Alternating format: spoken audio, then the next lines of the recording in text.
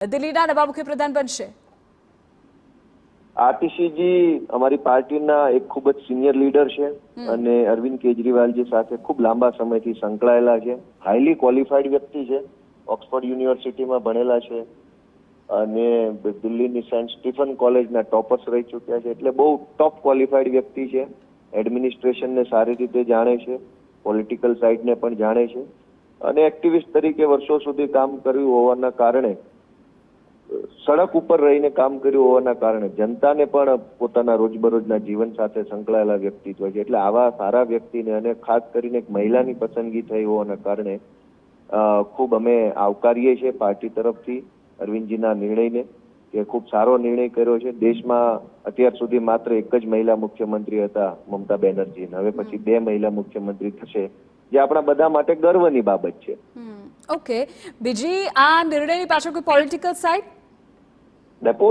જો બધા જ રાજકીય માણસો છે એટલે દરેક નિર્ણય it self is a political decision. એટલે એમાં એવું અલગથી કઈ એનું કઈ ડિસ્ક્લેમર નહીં હોય. આતિશી રાજકીય વ્યક્તિ છે, કેજરીવાલજી રાજકીય વ્યક્તિ છે, સીએમ નું પદ રાજકીય પદ છે, તો સ્વાભાવિક છે કે આ બધું રાજકીય જ છે.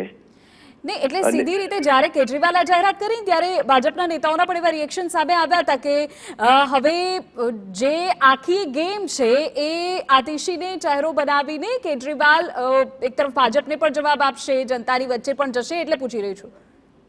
નહીં, ભાજપ વાળા તો છે, એ તો શું છે કે છે જ મહિલા વિરોધી લોકો. બધા મહિલાના નામે મોટી મોટી વાતો કરવાની, પણ મહિલા આગળ વધે તો ભાજપ વાળાને પેટમાં બળે છે. એટલે જયારે આતિશીજી એક મહિલા તરીકે મુખ્યમંત્રી બનવા જતા હોય તો ભાજપ વાળાને પેટમાં દુખે, એ સ્વાભાવિક છે. પણ એને દુખાવાની કોઈ દવા નથી. અરવિંદ કેજરીવાલ એક મક્કમ યોદ્ધા છે, એ પોતાના નિર્ણયોથી આગળ વધી રહ્યા છે. ગુજરાતની, દેશની, ભારતની, દિલ્હીની જનતા એને સપોર્ટ કરી રહી છે. દિલ્હીની જનતાએ જેટલો સપોર્ટ કેજરીવાલને કર્યો એટલો સપોર્ટ આતિશીને પણ કરશે? બિલકુલ કરશે. દિલ્હીની જનતા હંમેશા અરવિંદ કેજરીવાલને સપોર્ટ કરવાની છે. અરવિંદ કેજરીવાલજીએ પોતે સ્વયં સ્પષ્ટ કીધું છે કે પોતે ચૂંટણીની અગ્નિ પરીક્ષા આપવા માટે થઈને સીએમ પદમાંથી ખસી જાય. એટલે એમાં ભાજપ વાળાએ કઈ ખોટું ખુશ થવાની જરૂર નથી. અરવિંદજીએ પોતે જ સ્પષ્ટ કર્યું છે કે નવી ચૂંટણી થાય અને નવી ચૂંટણીમાં જનતાની અદાલતમાં જો જનતા અરવિંદ કેજરીવાલને નિર્દોષ માને અને સરકાર બનાવે તો ફરી વખત અરવિંદ કેજરીવાલ જ સીએમ બનવાના છે. તો આ વચગાળા માટે, એટલે કે ચૂંટણી ન થાય ત્યાં સુધી અરવિંદજીએ પોતે અગ્નિ પરીક્ષા ન આપે ત્યાં સુધીની વ્યવસ્થા છે, એ સ્વયં સ્પષ્ટ બાબત છે.